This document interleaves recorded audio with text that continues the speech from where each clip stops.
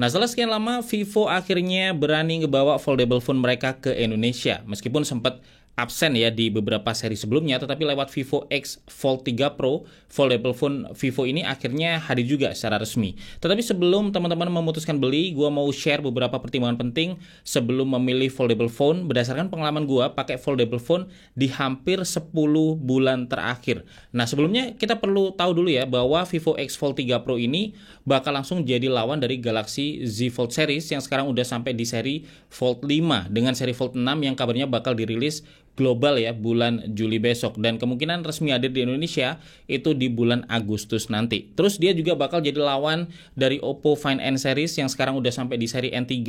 Nah, pertimbangan pertama ini berkaca dari pengalaman gue ya yang sempat ada sedikit rasa nyesel lah waktu buru-buru beli Fold 5 saat di awal launchnya kemarin, karena begitu Oppo Find N3 dirilis dan gue cobain, ternyata rasio layar covernya itu lebih enak ya kayak di smartphone konvensional dengan dimensi yang lebih tipis dan lebih ringan juga, dan isi paket yang lebih lengkap. Ya meskipun sekarang udah terbiasa ya ngetik di layar cover seukuran ini, dan rasa nyeselnya pun juga sedikit terobati setelah melihat harga Oppo Find N3 yang lebih mahal ya dari Fold 5 ini. Tetapi ini bisa jadi pelajaran buat teman-teman untuk sedikit lebih sabar menunggu ya, melihat apa yang akan ditawarkan oleh foldable phone lain di Indonesia nantinya. Karena foldable phone ini bukan smartphone yang murah, harganya sangat mahal, bahkan lebih mahal ya dari iPhone seri Pro Max, tetapi kalau dijual harganya turunnya cepat banget teman-teman. Jadi kita perlu lebih selektif lagi dalam memilih, apalagi di Indonesia sekarang juga pilihannya udah mulai banyak, nggak kayak zaman dulu ya kalau pengen beli foldable phone, satu-satunya pilihan cuman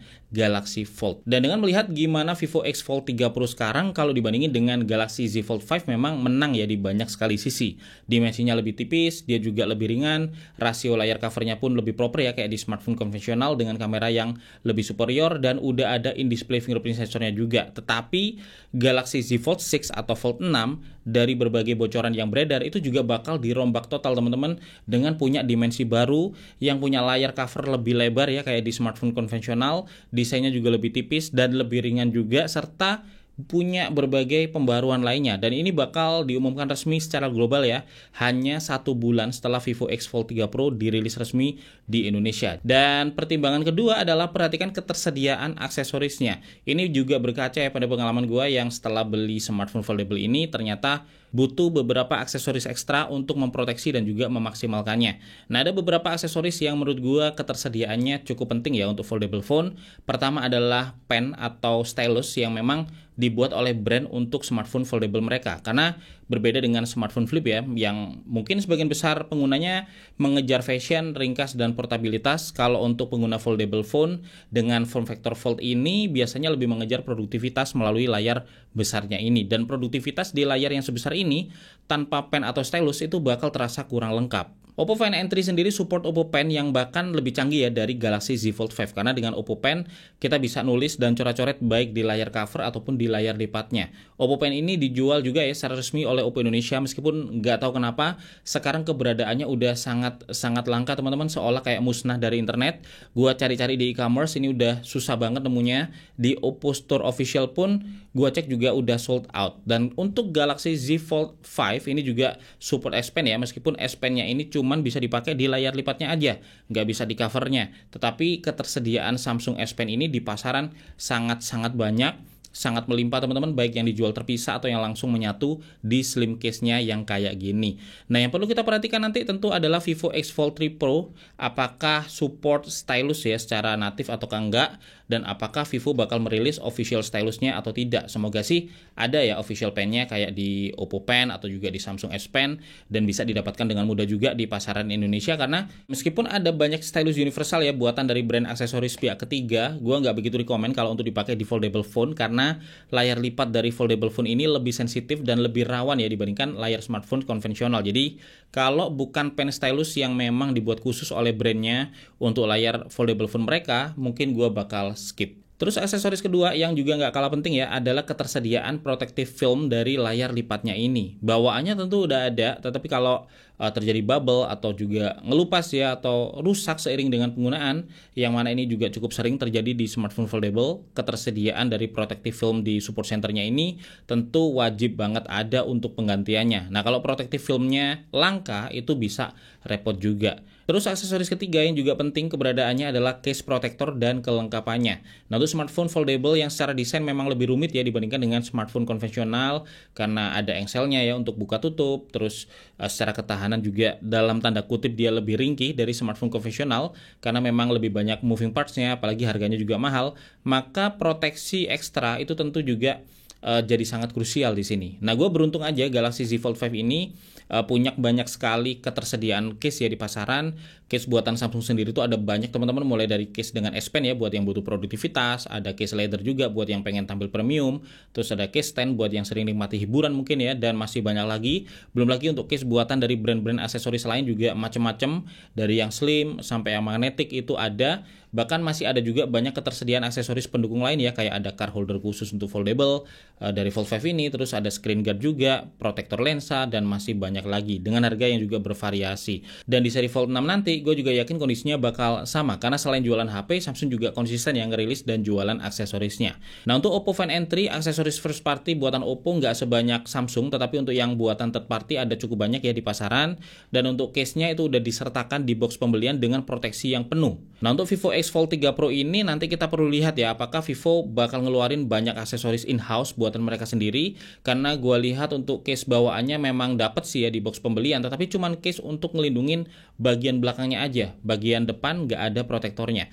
Ketersediaan aksesoris buatan third party juga perlu kita pantau ya, yang semoga juga ada cukup banyak nanti setelah smartphone dirilis oleh Vivo, karena memang baik pen stylus, case, atau aksesoris lain pun itu punya peranan yang cukup penting ya di foldable phone seperti ini. Dan pertimbangan ketiga, jaminan garansi serta replacement itu jadi hal yang sangat penting ya untuk kita perhatikan di foldable phone.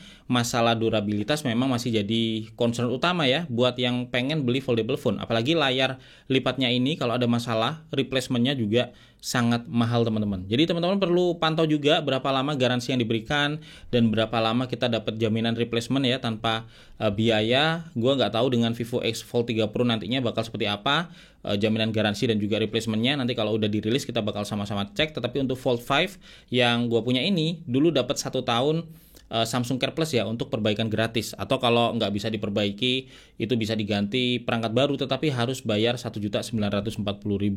Terus dapat juga gratis ganti screen protective film ya dari layar lipatnya ini selama 2 tahun penggunaan, karena memang di foldable phone itu bisa aja terjadi bubble atau terkelupas ya di lipatan layarnya seiring dengan digunakan. Di Oppo Find N3 gue cek juga ada layanan serupa ya dengan jaminan ganti layar 1 kali secara gratis jika terjadi kerusakan tak disengaja di 1 tahun pertama, baik di layar cover atau layar lipatnya. Ada juga penggantian anti gores gratis ya sampai di 2025, dan harusnya di Vivo X Fold 3 Pro nanti juga bakal ada ya jaminan serupa baik untuk garansi atau juga replacement, karena ini jadi hal yang penting banget untuk dipertimbangkan ya saat beli foldable phone yang punya banyak moving parts dan dilengkapi dengan layar lipat. Dan pertimbangan yang keempat, kita harus sama-sama pahami bahwa secanggih apapun layar lipatnya, untuk saat ini itu bakal masih tetap terlihat bekas lipatannya. Nah, ini harus diakui ya, Samsung sebagai pemain lama dari layar lipat ini malah jadi yang paling ketinggalan dengan bekas lipatan yang masih sangat jelas terlihat. Sedangkan di Oppo Find N3 gue lihat bekas lipatannya lebih samar ya, meskipun juga masih ada. Begitu juga dengan di Vivo X Fold 3 Pro yang dibanding Fold 5 ini bekas lipatannya juga jauh lebih minim, meskipun juga masih belum benar-benar bisa hilang teman-teman.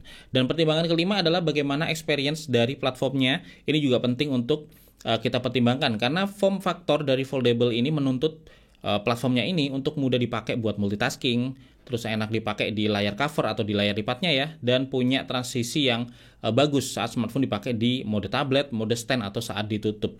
Nah, kompatibilitas aplikasi terhadap berbagai mode dan multitasking ini juga sangat penting. Apakah semua aplikasi yang setiap hari kita pakai itu bisa berjalan dengan baik ya di berbagai mode foldable phone ini. Untuk di Fold 5 sendiri, dari pengalaman yang gua pakai selama 10 bulanan ini itu udah sangat matang, meskipun belum bisa dibilang sempurna juga ya untuk platformnya. Kita bisa multitasking dengan sangat mudah teman-teman, pakai gestur, bisa side by side, bukan cuma 2 tetapi sampai 3 aplikasi sekaligus. Masih bisa ditambah banyak floating window juga dengan penataan yang sangat fleksibel. Terus aplikasi yang dibuka di cover screen itu bisa dilanjutkan ke layar lipat ya, begitu juga sebaliknya, dan kita bisa pilih aplikasi apa aja yang bakal diteruskan. Apakah di semua aplikasi atau hanya di aplikasi-aplikasi tertentu aja. Meskipun ini masih ada beberapa glitch ya, kayak misalnya saat buka YouTube non full screen, terus kita buka layarnya itu akan diteruskan juga ke layar lipatnya ya, di non full screen juga, tetapi begitu kita tutup lagi dia bakal balik ke cover screen-nya ini dalam mode yang full screen. Dan kalau kita buka lagi ya udah jadi full screen. Jadi kurang konsisten di transisinya kalau untuk YouTube. Jadi beberapa glitch kayak gini tuh masih ada ya, meskipun overall udah sangat matang karena Samsung Galaxy Fold udah sampai di seri kelima, bahkan menuju ke seri ke-6 di bulan depan. Nah, untuk di foldable lain itu juga perlu dicek teman-teman ya, sebelum beli minimal kita harus benar-benar cobain untuk memastikan apakah experience platformnya ini udah sesuai sama yang kita butuhkan. Untungnya untuk foldable phone yang dirilis di Indonesia ini semuanya dari brand-brand besar ya, yang punya offline store yang rata-rata selalu menyediakan demo unitnya di offline store mereka. Jadi ya bisa dicoba aja masing-masing ya, dan dipilih mana yang platformnya paling matang secara experience-nya. Dan pertimbangan ke-6 ini perlu diperhatikan juga seperti apa dan berapa lama jaminan update OS-nya. Ini bisa dilihat ya dari klaim saat launchingnya, atau klaim di website officialnya, atau bisa dilihat juga dari track record brandnya, apakah rajin dalam rilis update ataukah enggak. Nah, kenapa ini penting? Karena dengan harga yang sangat mahal, terus specs-nya juga sangat kencang ya, dan diperlakukan dengan cenderung lebih berhati-hati, tetapi punya harga jual kembali yang cepat turun, maka foldable phone ini bukan tipikal smartphone yang cocok ya dibeli dan dipakai untuk jangka pendek yang setahun sekali ganti misalnya, tetapi tipikal smartphone yang lebih cocok dipakai untuk jangka yang lebih panjang.